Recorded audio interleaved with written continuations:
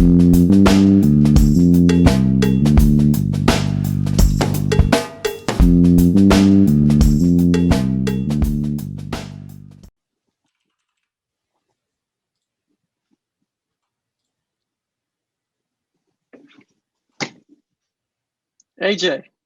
Yo, the movie.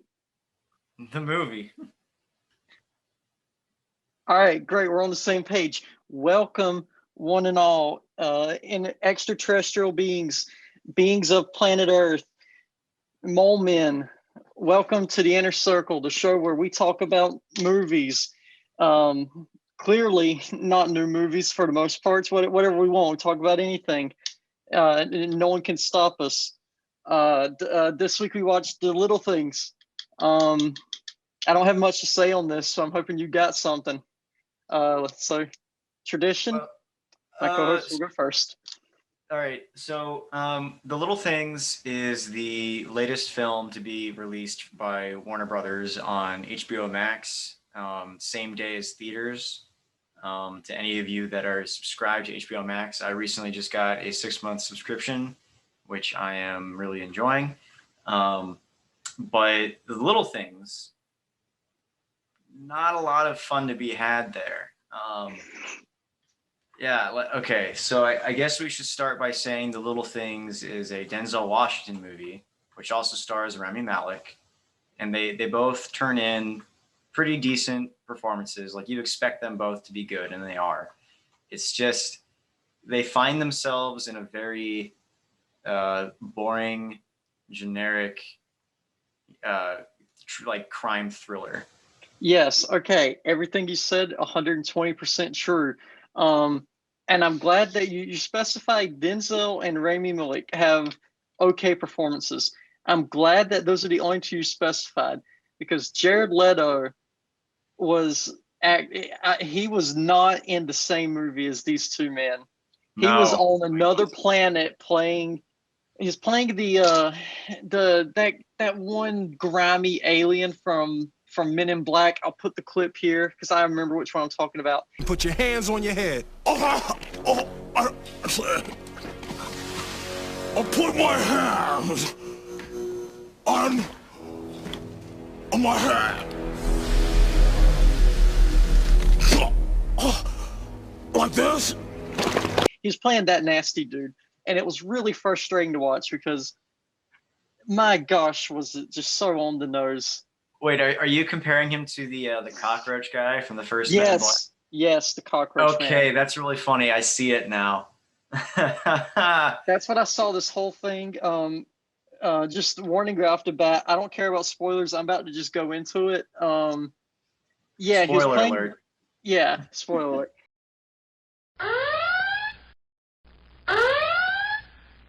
He was playing the cockroach man, and I don't understand why this movie wants to try and play with the whole idea of did he do it, did he not?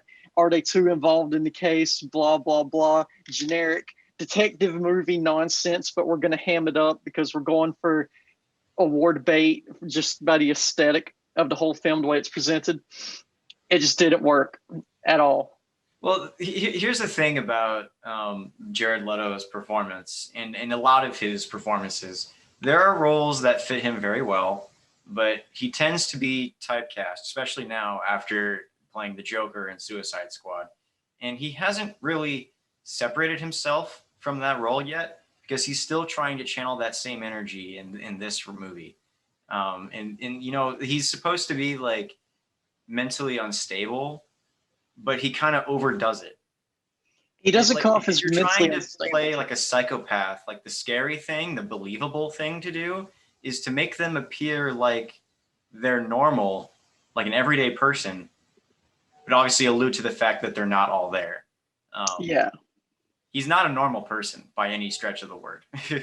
Yeah, so in the he's this dirty, sleazy guy who doesn't come off as any kind of crazy. He comes off like he knows what he's doing, and he's just like he's okay being the cockroach man, and he like has the funny cockroach man walk, and he tries to be intimidating, and it just doesn't work. Something's not clicking with me this whole time.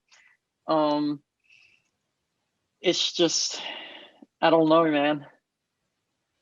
I mean, I think that probably the best thing that this movie has going for it is the whole arc with Rami Malek. His arc is great. You know, he's a young police detective. He's very dedicated to his job. He wants to catch the bad guy. And he gets pushed to the edge of desperation, and he makes a mistake that costs him, or could cost him everything. And then Denzel kind of like wipes it away and makes everything okay. But you're still sitting at the end like, oh, Rami Malek is going to be carrying the weight of his decisions for the rest of his life. That hit me pretty hard. I was like, okay, that's well done. But with Really? Denzel Washington, like, it was really awkward because I didn't understand his motivation behind why he's so dedicated to this case until the very end of the movie. It's supposed to be like this big reveal, but the way that they sort of foreshadow it, you know, they reveal the fact that he has two daughters that he doesn't talk to. They reveal that he has an ex-wife, and all of the friends of his from the department don't really trust him anymore. And there are these scenes where he's like daydreaming, and he sees like all of these half-naked women who have been murdered, and you're sort of almost like, at least it felt to me like you're meant to believe that he had like an affair with these women. So it ruined his marriage, number one, and number two, like he feels like he owes them. I That's not the didn't case get at that all. feeling at all. I mean, that's how it came off to me. But then again, I didn't know where the movie was going until the very, very end. So, okay, so I kind of understood the whole thing of he accidentally kills one of the girls because by that point he's so jumpy and way too personally into trying to find this killer of these other women. And so it leads to him accidentally killing a girl, and he feels really guilty about that. So even though he's off the case and in another county, he wants to help the new detective catch the guy, probably so he can try and wash away the guilt of what he accidentally did, which is fine and all. It's really generic the way everything's presented in the movie. Um, and I couldn't care because Yeah. everything is presented to the audience. If it's not outright told, everything's presented in a very flat, like, let's just get it done kind of way. Like the movie feels like it knows it's a generic detective story. So the moment Rami Malek kills the guy, and I'm like, oh, okay, so now we're obviously paralleling the detectives. I just couldn't care. Like I thought, I understood what they were going for, but the fact that like these characters don't really have any chemistry with one another. and the whole movie, every scene between the leads or any other character, everything feels so snappy, like we're Very trying to get to the stale. end. It The came across editing very is stale. the editing's very quick. Like people will be exposition talking to each other, and the moment the line is finished, it's an instant cut to the next shot, and I'm like, okay, we're just barreling through this anyway. So like, why should I care? Well, also like, you know, I hate to be that guy who brings up the basic structure of a narrative when in a review, but I feel like I have to, because the whole point of telling a story is that you have a protagonist who starts the story at one point, and over the course of the conflict has to arrive at a complete different point. They have to change. Denzel Washington, who is obviously the main character of this movie, starts at point A and ends up at point A. Nothing Yeah, changes for him. all that happens is he brings down our second lead. He brings him down to the same level as him, and then that's kind of it. And I get what they're trying to like do with that, but it just feels flat. Like I Yeah, it feels don't very flat. really like by the end I was like, okay, but what was the point? Like Yeah.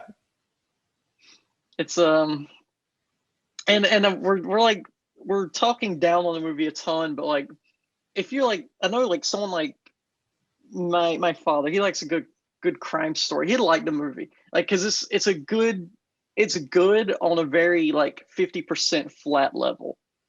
I mean, hey, if you like thrillers and detective stories, you're gonna like this movie. It gives you exactly what you're looking for. Yeah, Um, I and don't know. I also like just it's very good. It's like a pretty to look at. Like the cinematography is great, the lighting is good. Mhm. It's all very competently done. It's just I think the story is really where everything kind of crumbles.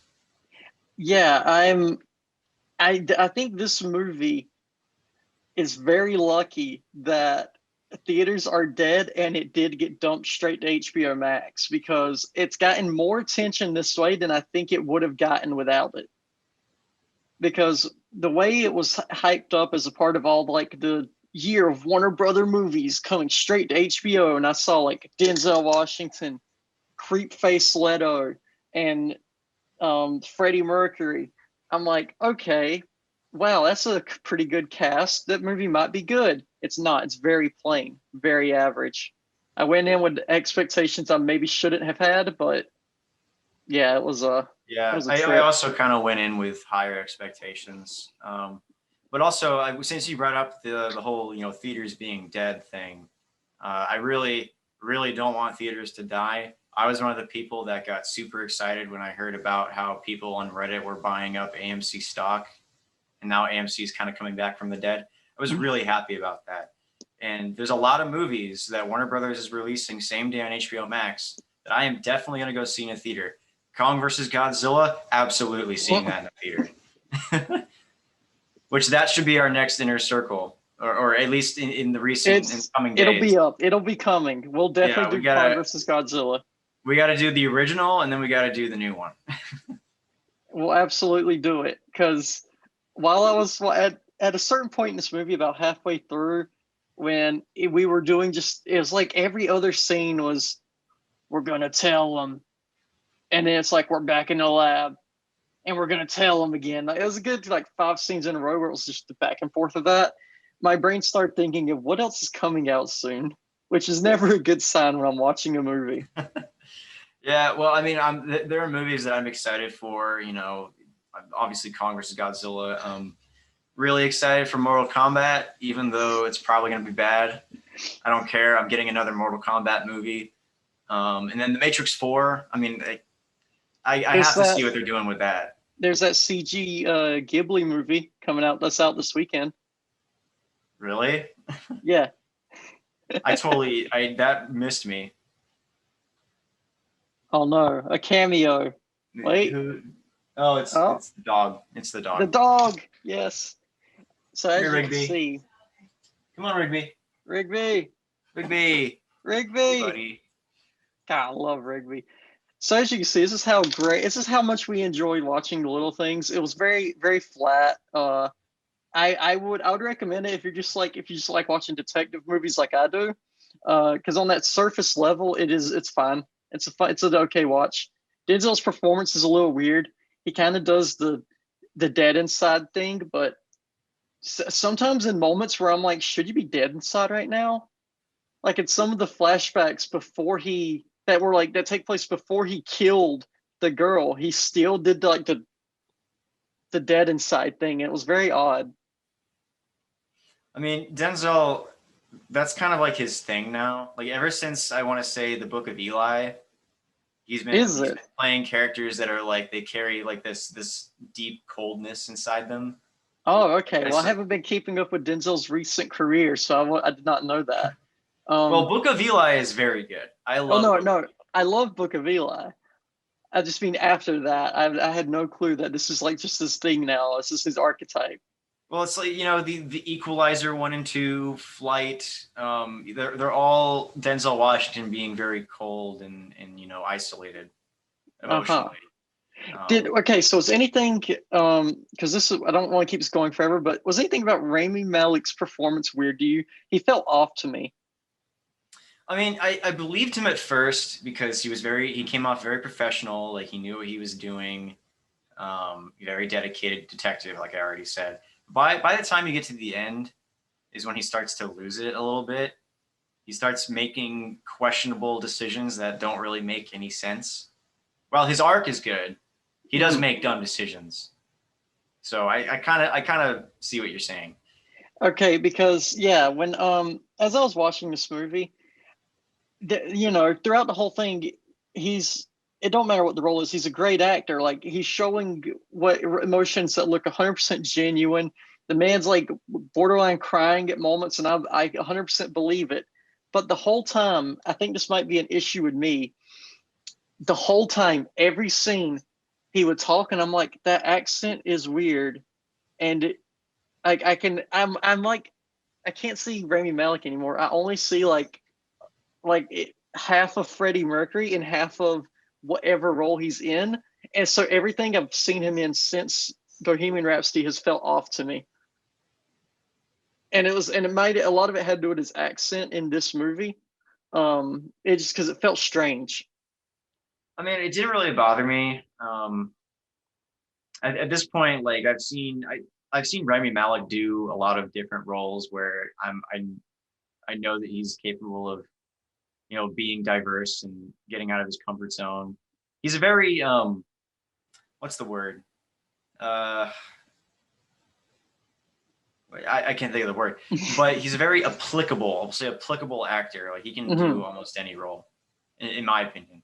So, but yeah, so a lot of things about this movie as a whole just felt very off to me because, like you said, it's like it's shot really well, and it's made by obviously competent professionals, and all the actors in it are like objectively good. Like they're not bad, but it was strange seeing this level of talent put into a very normal detective story that by the end I feel like wanted to be a little bit deeper than it is. Yeah, I would agree with that. Okay. Yeah, I agree with that. Yeah, so like this is a strange one. Straight to streaming definitely helped it. Yeah, this is definitely a movie I would say watch on stream. Don't go to the theater for this. Yeah, I would not pay like my, you know, $20 total, you know, theater entry fee to watch this one. So how would you rate it? What's your rating? Well, I'd give it about probably 5 dead girls out of 10. Kind of morbid, but okay. Well, you gotta keep it relevant to the plot, you know. I'd give it probably. I'd give it a little more than that. I'd give it 6 dead girls out of 10. All right, 6 dead women out of 10. You heard it here first from AJ. Don't quote me on that, man. That's so morbid. So, yeah, this is gonna be a quick one, because I feel like that's all I have to say. Is that all you have to say? Yeah, I mean, we basically summed it up pretty well, I think. All right. Well, at least we had a special intro on this one. Hopefully the camera recorded me doing that. That was The Little Things, ladies and gentlemen. See you next time. I don't know what we're talking about next time, but it's definitely going to be something. All right. It'll probably be weird. See you guys.